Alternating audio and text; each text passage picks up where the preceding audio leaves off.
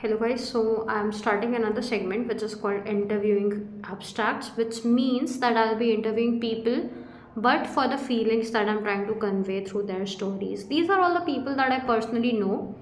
So I have learned a lot from them and I would love it if you guys took like some things out of the story as well and whatever these interviews are going to be about.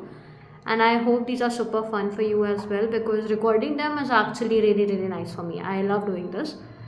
And yeah, so first I'm gonna be interviewing Lata. She is someone really special to me, and I have known her for like so long. Obviously, she is a teacher, a yoga instructor, a dancer, an entertainer, a consultant. She is a lot of stuff actually. I don't know which one to point out. So we'll just begin with the interview right away if that's all okay with you guys. So hop along with me and yeah.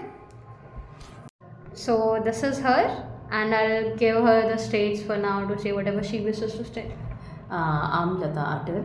और मेरा नाम खाली लता अटल इसलिए पड़ा है क्योंकि मेरा जो नाम है लता, इसी का मिरर इमेज है अटल। मैं एक टीचर हूँ। मैं एज अ टीचर अपने आप को आगे ले जाना चाहती हूँ और मेरा मकसद है कि मैं खाली टीचर ना रहूँ, एक मोटिवेशनल स्पीकर हूँ। बिकॉज मैं जानती हूँ जो मेरा ऑरा है वो काफ़ी मजबूत है और लोगों को मोटिवेट करता है। So thank you so much. That is a really interesting approach to name yourself. मतलब she does not wish to like give more power to her surname, so she has made a mirror image of her name itself, which says Lata Atal, and it explains her actually. She is actually Atal. मतलब if she wishes to do something, she'll do it. Yes. And motivational speaker वो अभी से because she has motivated me in a lot of things that have been going on and everything. So like let's just get on with the questions, okay? My first question is कि ऐसे कुछ situations आती हैं, ठीक है, when you face dead ends कि हाँ अब इसके आगे क्या, अब क्या, तो अब उस टाइम पर क्या करती हूँ?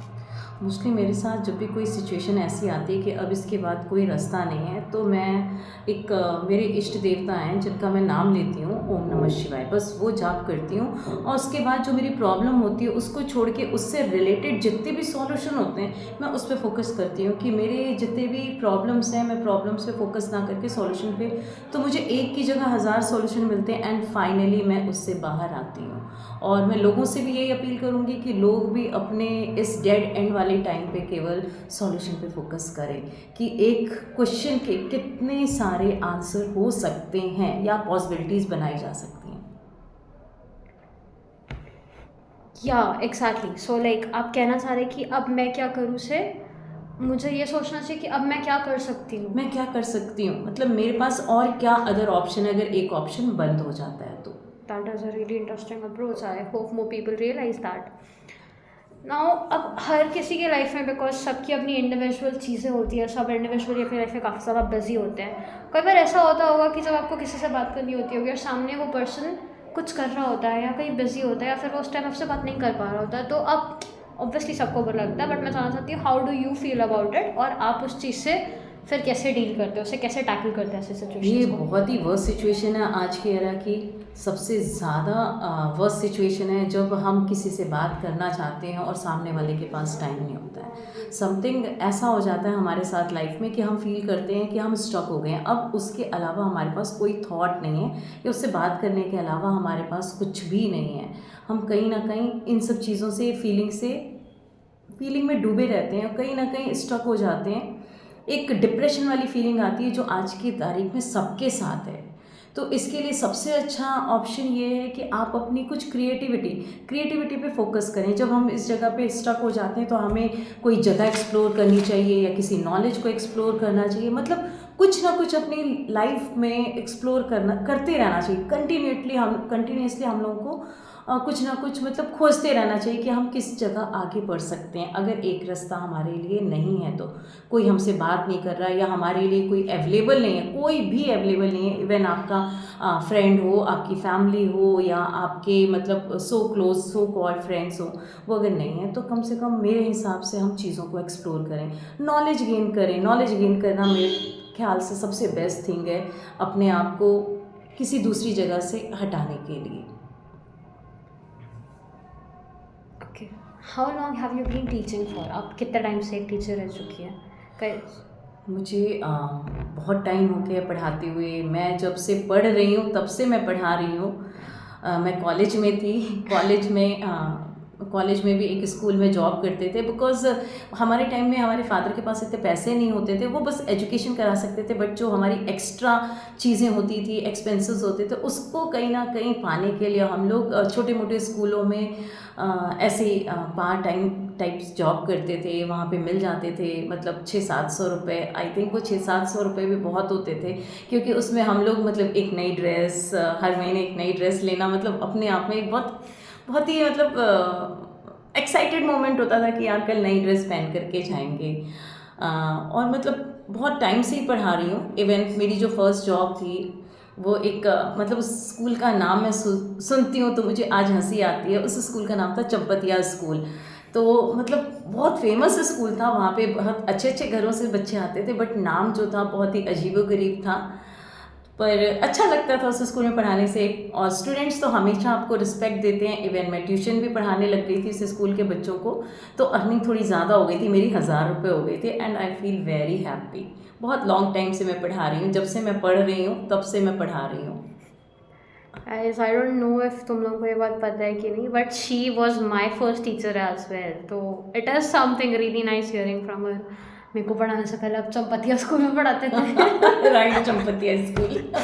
Okay, हाँ, so but ma'am I want to ask कि इतना सब कुछ करने के बाद, लाइक आफ्टर डूइंग एवरीथिंग इतने टाइम से, मतलब कॉलेज के टाइम से पढ़ाने के बाद से, एंड उसके बाद going through everything everything everything, आपका अल्टीमेट गोल क्या है? What is something you want? Actual में गोल तो बहुत अच्छा होता है हर एक इंसान का जब वो यंग रहता है, बट एक एज आते आते आते आते वो अपनी फैमिली और अपनी गृहस्थी में इस तरह से मतलब तल्लीन हो जाता है। बट आफ्टर सम टाइम उसे पता चलता है कि जिस चीज़ के पीछे हम भाग रहे हैं वो एक्चुअल में उसकी लाइफ नहीं है। और एक टाइम पीरियड बाद, मतलब एक लंबे टाइम पीरियड बाद, मुझे भी ये चीज़ का एहसास हुआ कि अभी तक मैं अपने गोल की तरफ नहीं पहुंची हूँ, बट हाँ अब मुझे पहुंचना है। एज अ मोटिवेशनल स्पीकर मैं पहुंचना चाहती हूँ लोगों तक अपनी चीज़ें, हर एक मतलब इवन जो हर एक जेंडर स्पेशली कि वुमेंस जो अपनी फीमेल हैं उन तक पहुंचाना चाहती हूँ कि यार आपको एक ज़िंदगी मिली है और इस ज़िंदगी का भरपूर इस्तेमाल करें, केवल घर गृहस्थी चूल्हा चौकी में ही ना बर्बाद करें। मेरा ये कहना है सबके लिए, सभी लड़कियों के लिए स्पेशली, कि पहले आप एजुकेशन करें, उसके बाद आपकी जो मर्ज़ी है वो करिए। जैसा कि मैंने कहा कि एक एज के बाद पता नहीं चलता है एवरीथिंग, खुद 16 साल की है ये। राइट। तो जब आपने अपनी पहली जॉब करी थी तो व्हाट वाज इट, मतलब अभी आपने बताया part time jobs and everything, what was your first like proper job, और उसके बाद आपको कैसी मतलब फीलिंग आई थी जब ऐसे फर्स्ट टाइम आपको सैलरी मिली या फर्स्ट टाइम आपके एफर्ट्स को रिकग्नाइज किया गया, तब कैसा लगा था आपको?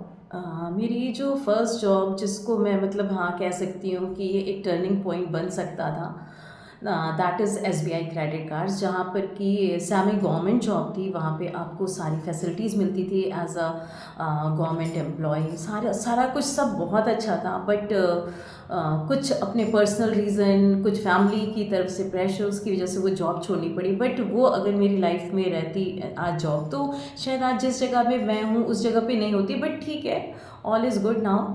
अब दोबारा मैं उस चीज़ के लिए प्रयास कर रही हूँ और देखते हैं आगे क्या होता है। Wishing you all the best for it ma'am. Thank you. तो आपको डांस करना बहुत पसंद है? हाँ, बचपन से मेरे घर में ट्विन वन रहता था, टेप रिकॉर्डर रहता था। उसका एक रीज़न था, वो मेरे लिए नहीं था एक्चुअली, वो मेरे फादर के लिए था। हम लोगों को तो टीवी तो खैर काफ़ी लेट आई है, बट जो हमारे घर में टेप रिकॉर्डर, ट्विन वन ये सब होते थे, ये भी क्या हम लोग टच नहीं कर सकते थे। बट मेरे फादर जब इधर उधर जाते थे तो गाने बजते थे, मुझे बहुत अच्छे लगते थे, मैं ऑन करती थी और उस पर थिरकना चालू करती थी। मतलब मैं अपने आप को उस टाइम पे एज अ हेमा मालिनी और वैजंती माला और माला सिन्हा इस टाइप के कैरेक्टर में लाती थी। फिर धीरे धीरे जब बड़े हुए तो मेरे टाइम में काजोल आई, and you were really good at it too, मतलब मैं थोड़ा सा, हाँ, as well. इवन मैं योगा वगैरह भी काफ़ी अच्छा, तो मतलब मैं उसको एज अ मतलब डांस ना कह के मैं एक, आप कह सकते हो कि अपनी लाइफ में जैसे सवेरे उठते हैं ना तो कुछ एनर्जेटिक स्टेप लेने चाहिए, जो कि योगा है, डांस है, इस टाइप की क्रिएटिविटी करनी चाहिए। So guys we should always do something that makes up the rest of the day. अगर आप एक पॉजिटिव स्टार्ट कर रहे हैं तो आप खुद ही अपना डे पॉजिटिव बना रहे हैं. Yeah. You don't need anyone. Yes. अब because you teach a lot of students, और आजकल के बच्चों के दिमाग बहुत जल्दी फ्लक्चुएट होते हैं. Yes, right. और कुछ छोटी सी बात से भी उन्हें इतनी जल्दी बुरा लग जाता है कि हम नहीं यार, हम क्यों कर रहे हैं सब. But then how do you manage to understand कि इस बच्चे के दिमाग में क्या चल रहा है, क्योंकि बच्चे कभी खुद से बताते नहीं है कि नहीं मुझे ऐसा लग रहा है. बिकॉज आज की तारीख में पेरेंट्स ने क्या कर रखा है, अपने पल्ले झाड़ रखे हैं. पल्ले झाड़ने का मतलब है कि मतलब या तो उनको ट्यूशन भेज दिया या उनके ऊपर प्रेशर कर दिया कि बस तुझे तो ये हासिल करना है, तेरा तो यही गोल है और ये हासिल करना है. बट उस बच्चे से नहीं पूछा कि भाई तुम्हें ये हासिल करने के लिए तुम्हारे अंदर वो एबिलिटी है, अगर नहीं है तो उसको हम कैसे डेवलप करें. तो पेरेंट्स केवल थोपे जा रहे हैं और अपना पल्ला झाड़ने के लिए अरे गूगल में सर्च कर ले. बच्चा गूगल में तो जाता है, ऐसा नहीं है, चीज़ों को सर्च करने के लिए बच्चा अच्छा बनना चाहता है, बट सर्च करते करते हमारे साथ अदर ऐसी वर्स साइट्स आ जाती हैं जहाँ पे वो चला जाता है, वो उसके लिए बड़ा हार्मफुल है. तो पेरेंट्स कहीं ना कहीं अपनी रिस्पॉन्सिबिलिटी पे करते करते ये भूल जाते हैं कि भाई वो हो सकता है मे बी आपका एक सपोर्ट चाहते हैं, आपसे बात करना चाहते हैं, आपकी कहीं ना कहीं प्रेजेंस चाहते हैं जो कि आप नहीं दे रहे होते हैं. तो बच्चे को मेंटली तौर पे समझने के लिए उनको टाइम देना बहुत ज़रूरी है और उसकी बातों को पूरा सुनना भी बहुत ज़रूरी है, जो कि मैं कई बार ऐसा लगता है नहीं करती हूँ. बट मैं बोलने से पहले, कई बार ऐसा होता है कई बच्चों को बोलने से पहले उसके जो फेशियल एक्सप्रेशंस होते हैं उनको देखकर समझ जाते हैं. बिकॉज मैं इतने टाइम से बच्चों से जुड़ी हूँ, मुझे आज 25 ईयर हो गए बच्चों से जुड़े हुए, कनेक्ट हुए हुए. तो मुझे लगता है कि मैं काफ़ी अच्छे से बच्चों की मेंटालिटी समझ सकती हूँ, पढ़ सकती हूँ और उन्हें उस जगह से उनकी एक जो गलत सिचुएशन है या जो भी चीज़ें हैं उनकी ऐसी जो उनको की डिमोरलाइज़ करती हैं वहाँ से निकाल सकती हूँ. बच्चों को ये बता भी सकती हूँ कि अगर आप इस डिमोरलाइज वाली पोजीशन पे हैं तो यहाँ पे आपको क्या करना है. अगर आपको कोई डीमोटिवेट कर रहा है तो उस जगह पे आपको क्या करना है. आपको जस्ट टेक अ चैलेंज की तरह उसको एक्सेप्ट करना है और आगे बढ़ना है और फाइनली वो बच्चा भी निकल पाएगा. तो मेरे हिसाब से बच्चों को टाइम देना सबसे ज़्यादा ज़रूरी है मोबाइल देने की बजाय. Thank you. It was really nice to hear ma'am. Thank you so much मेरी तरफ से भी एंड सारे चिल्ड्रंस की तरफ से भी. बिकॉज हर एक पॉइंट पे हम सब की लाइफ में कहीं ना कहीं एक पॉइंट था जब हम चाहते थे कि कोई सुने, कोई Yes, समझे.